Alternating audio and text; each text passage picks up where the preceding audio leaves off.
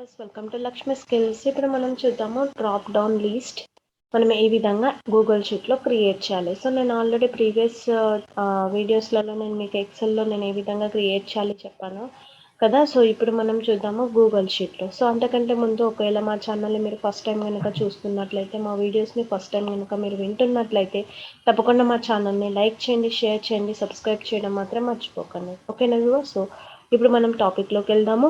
So ఇక్కడ వచ్చేసి మనం బ్యాంక్ నేమ్స్ ఏవైతే ఉన్నాయో నేను దీన్ని డ్రాప్ డౌన్ చేయాలి అనుకుంటున్నాను. కాబట్టి సో నేను ఏం చేస్తాను అని అంటే, ఈ డేటాని ఫస్ట్ ఆఫ్ ఆల్ నాకు ఎక్కడ డ్రాప్ డౌన్ కావాలి అనేది నేను సెలెక్ట్ చేసుకుంటాను. ఓకేనా? సో డ్రాప్ డౌన్ ఎక్కడ కావాలో సెలెక్ట్ చేసుకొని అండ్ ఈ డేటాని మనం డ్రాప్ డౌన్గా తీసుకోవాలనుకుంటున్నాం కదా. సో వచ్చేసి నేను ఇక్కడ కావాలనుకుంటున్నాను డ్రాప్ డౌన్. కాబట్టి నేను ఇక్కడ సెల్ పెట్టి డేటాలోకి వెళ్ళి డేటా వ్యాలిడేషన్ పైన నేను క్లిక్ చేస్తున్నా అండ్ డ్రాప్ డౌన్ లిస్ట్ ఇక్కడ వచ్చేసింది, list from a range.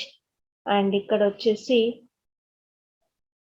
Enter a range or formula. So ఇక్కడ వచ్చేసి నేను రేంజ్ సెలెక్ట్ చేసుకుంటున్నా, ఇక్కడ నుంచి ఎక్కడికి కావాలి. తర్వాత వచ్చేసి okay, then click on save.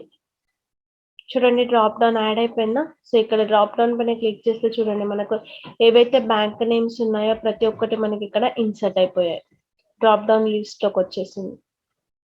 చూసారా వ్యూవర్స్? సో ఎంత ఈజీగా ఉందో. సో గూగుల్ షీట్లో ఉన్నంత ఈజీగా మనం వర్క్ ఎక్సెల్లో మనం చేయలేమన్నమాట. సో గూగుల్ షీట్లో మనకు అన్ని క్లియర్గా వస్తాయండి, ఏ ఫార్ములానైనా పర్ఫెక్ట్ వేలో వస్తుంది. సో అందుకోసమే గూగుల్ షీట్స్ మనకు చాలా అడ్వాన్స్. ఏదైనా డేటాను మనం వెంటనే వాటిని మనం క్యాలిక్యులేట్ చేయడానికైనా కూడా, లేదంటే ఆ డేటాని మనం క్లియర్గా మెయింటైన్ చేయడానికైనా గూగుల్ షీట్ అనేది మనకు చాలా ఉపయోగపడుతుంది అన్నమాట.